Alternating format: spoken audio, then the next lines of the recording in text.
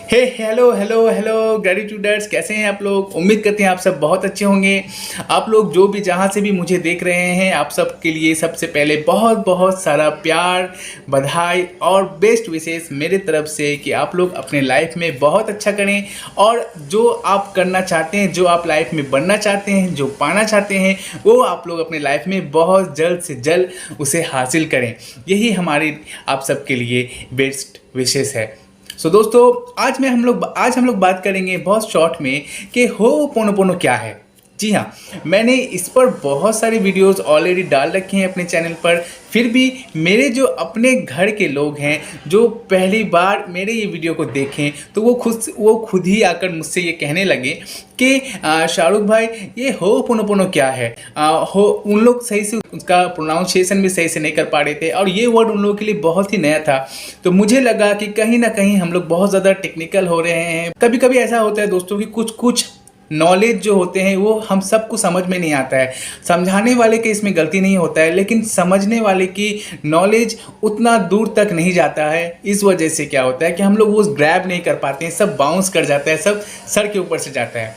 तो ये चीज़ मैंने बहुत जगह फॉलो किए हैं कि बहुत से लोग हैं जो अच्छे से अच्छी चीज़ को सही तरह से समझ नहीं पाते हैं, क्योंकि इतना ज़्यादा अननोन वर्ड्स यूज़ किया जाता है उनके वीडियोज़ पे, इतना ज़्यादा हाई फाई वर्ड्स यूज़ किया जाता है जो समझ ही नहीं आता है कि इसका मतलब क्या है। इस वजह से वो पूरा वीडियोस देखते भी नहीं हैं और उससे फ़ायदा और वो समझ भी नहीं पाते हैं। और जब वो समझ ही नहीं पाएंगे तो उसे कैसे इम्प्लीमेंट करेंगे अपने लाइफ में, उसे कैसे अपनाएंगे अपने लाइफ में। अगर उसे अपना ही नहीं सके तो उससे फ़ायदा कैसे उठाएंगे, और अगर उससे आप फ़ायदा ही नहीं उठा सकें तो मेरा वीडियो या हमारा वीडियो बनाने का क्या अर्थ रह जाएगा, है ना।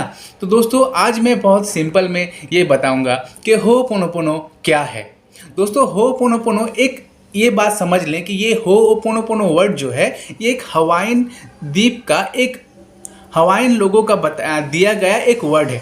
ठीक है, इसे आप इस तरह से समझें कि जैसे हमारे देश में कीर्तन होता है, ठीक है, उसके बाद बहुत जगह कव्वाली होता है, ठीक है, बहुत जगह इस तरह से होता है, भजन होता है, ठीक है। तो इस सब में क्या होते हैं, इस सब में कुछ ऐसा वर्ड्स जो होता है। सपोज करें मैं कीर्तन का ही एग्जांपल लेता हूँ। अभी आप बैकग्राउंड में भी सुन पा रहे होंगे कि हम लोग के यहाँ कीर्तन चल रहा है। तो कीर्तन में क्या होता है, सपोज करें एक 2-3 वर्ड, जैसे हरे कृष्णा हरे राम, ठीक है, ये वर्ड को ही बार बार रिपीटेटिव कहा जाता है। 1 घंटा, 2 घंटा, 3 घंटा, 4 घंटा, 5 घंटा, और इस तरह से कहा जाता है, कहते रहते हैं। इसके वजह से क्या होता है दोस्तों कि उस वर्ड का जो एक पावर है, उस वर्ड का जो एक एनर्जी है, वो हमारे माइंड में कहीं ना कहीं वो हमारे दिमाग में उतरता है, ठीक है, वो हमारे दिमाग में आस्ते समाता है। और उसकी वजह से क्या होता है, जब हम लोग एक वर्ड पर कॉन्टिन्यूसली, माने लगातार एक वर्ड को बोले जाते हैं, तब क्या होता है, हमारा माइंड उस वर्ड के साथ जुड़ जाता है, ठीक है। तो इसके वजह से क्या होता है, हमारे माइंड, जब तक हम उस वर्ड को रिपीट बोलते रहते हैं, तब तक हमारा माइंड गलत सोच, गलत विचार, उसके बाद गलत किसी के बारे में, किसी से ईर्ष्या, किसी से जलन, ठीक है, किसी को देख के नापसंद करना, ये सारी चीज़ें, जितनी भी बुराइयां हैं, जितनी भी गलत चीज़ें हैं, वो हमारे माइंड कुछ देर के लिए कुछ देर तक रुक जाती है, जब तक हम लोग एक अपने माइंड को एक चीज पर लगाए रखते हैं। आप समझ रहे हैं मेरी बात को, हम कीर्तन से समझा रहे हैं इसका एग्जाम्पल, कि आप जब तक किसी अपने माइंड को किसी भी एक जप पे, एक कीर्तन पे, एक वजीफे पे, क्या आप जो भी कह लें, ठीक है, किसी भी नाम पे या किसी भी एक मंत्र पे, किसी भी एक वजीफे पे जब आप अपने माइंड को लगाए रखते हैं और कंटिन्यूअसली उसी को पढ़ते रहते हैं, तो हमारा माइंड उसके साथ कनेक्ट हो जाता है। तब क्या होता है कि हमारे माइंड में वेस्ट थिंकिंग नहीं आता है। वेस्ट थिंकिंग मतलब बुरे विचार, ठीक है, साफ लफ्जों में अगर समझें तो गलत विचार हमारे माइंड में नहीं आता है। तो गलत विचार जब हमारे माइंड में नहीं आता है, तब क्या होता है, तो हमारा माइंड क्या होता है, पूरी तरह से ब्लैंक हो जाता है ना, ब्लैंक हो जाता है, और हमारा माइंड सिर्फ उसी वर्ड को बार बार कहता रहता है।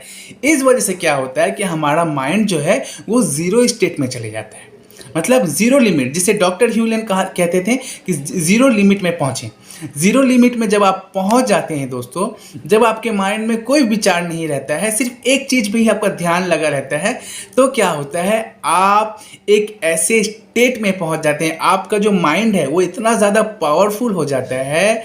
तो फ़ायदा क्या होता है कि उसके बाद आप जिस भी चीज़ के लिए तमन्ना करते हैं, जिस भी चीज़ के लिए आप दुआ करते हैं, जिस भी चीज़ के लिए आप प्रार्थना करते हैं, वो चीज़ आपको मिलता है। क्यों? क्योंकि आपका माइंड बिल्कुल नेगेटिव थॉट से, मतलब गलत विचारों से बिल्कुल साफ हो गया, क्लीन हो गया।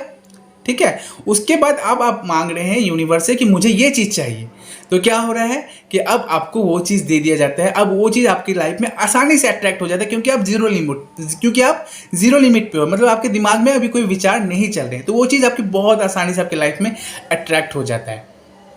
तो यही फ़ायदा होता है दोस्तों, यही चीज़ है होपोनोपोनो में भी, कि होपोनोपोनो में भी 4 ऐसे मंत्र हैं, जैसे 4 ऐसे अफर्मेशंस हैं, I love you, I am sorry, please forgive me, thank you.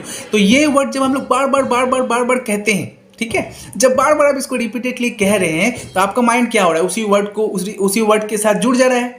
तो आपके माइंड में नेगेटिव थॉट, वेस्ट थिंकिंग, गलत विचार, गलत भावनाएं, गलत फील करना, ये सब चीज़ नहीं आ रही है। कुछ देर के लिए आप पूरा उस वर्ड के साथ जुड़ जा रहे हैं, तो आपके अंदर से कृतज्ञता के भाव, आपके अंदर से प्यार का भाव, आपके अंदर से क्षमा की भाव निकल रही है।